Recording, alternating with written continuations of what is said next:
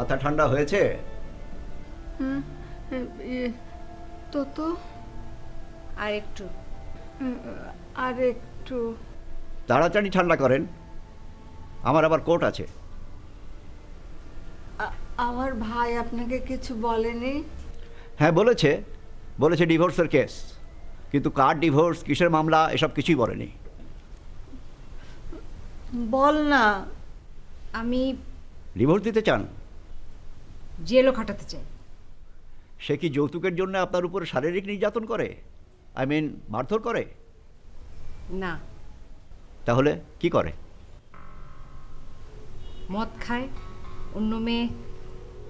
তাহলে তার অনৈতিক চরিত্রের জন্য তাকে শুধু ডিভোর্সই দিতে পারেন।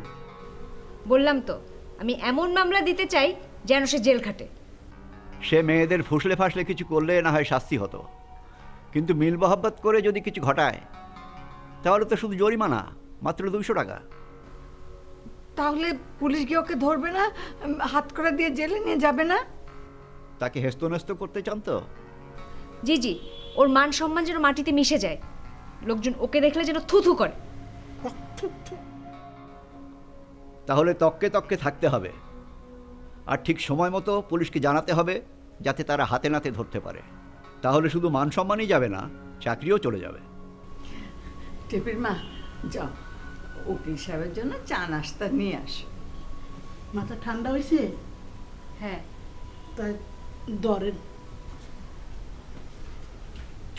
কি যে হলো দিনকালের, একেই বলে কবিতা। ঘোর কলি। অথচ আমরা কত সুখেই ছিলাম, স্ত্রী ছাড়া অন্য কোনো মেয়ের দিকে তাকাইনি।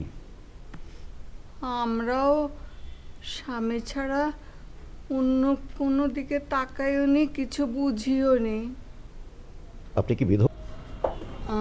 Yes, may I help you? জি। হ্যাঁ বলেন। আপনাদের অফিসে একজন চাকরি করেন, ওনার স্বামী অসুস্থ। আপনি ঠিক কার কথা বলছেন আমি ঠিক বুঝতে পারছি না। ওই যে বললাম ওনার স্বামী অসুস্থ, সম্ভবত ক্যান্সার। কার স্বামীর ক্যান্সার আমি ঠিক বলতে পারছি না। উনি সম্ভবত আপনাদের ইডি সাদুল্লাহ সাহেবের কলিগ।